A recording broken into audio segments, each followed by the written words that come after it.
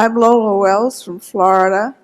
You have been recently quoted in the newspapers as saying that some major corporations have used questionable practices to make their operations seem more favorable. Would you be willing to be more specific about these practices? Not until I'm on my deathbed. No, I have followed a policy of criticizing by practice and praising by name, and we will not. We do. Charlie and I both find certain practices very, very deplorable, and they aren't limited to a single or a few large corporations.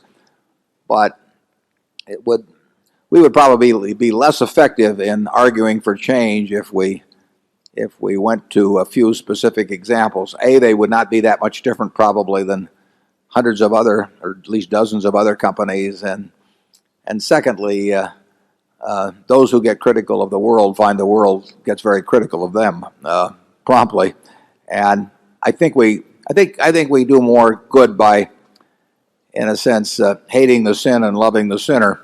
So we will continue to point out the sin, but we will not name the sinners. Charlie? Warren, I think she wants you to name the practices. Oh, not the miscreants. Oh, well, the practices are some of the things we've said. They relate to accounting charges that are designed to throw into a given period a whole lot of things that should have been covered in subsequent periods in the earnings account, or to smooth out or to inflate earnings in future accounts. There's a lot of that being done. There's a lot of it that's been done. The SEC, under Arthur Levitt, who I admire enormously for his efforts on this, is making a concerted attempt to get corporate America to clean up its act on that. But it'll only be because somebody hits them over the head. I mean, it has become totally fashionable to play games with the timing of expenses and revenues, and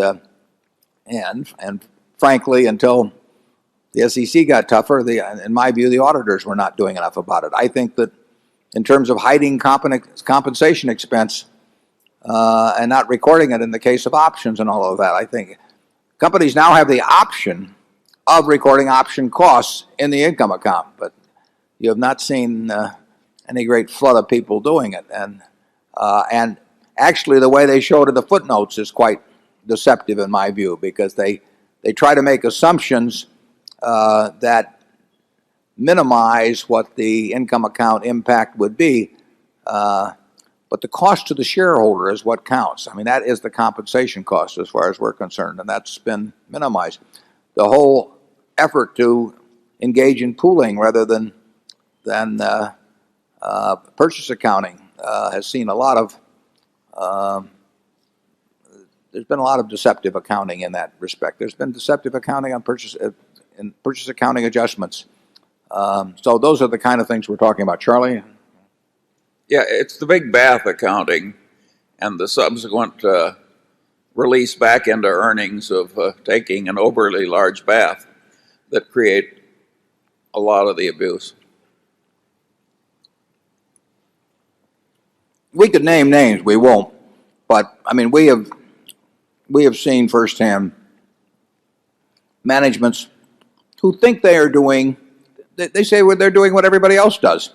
The truth is they are now, because everybody else is doing it, and it takes some outside force, in this case probably the SEC, it should have been the auditors, to clean up the act, because once it becomes prevalent, the fellow who says I'm going to do it fair and square, all of a sudden becomes at a disadvantage in capital markets.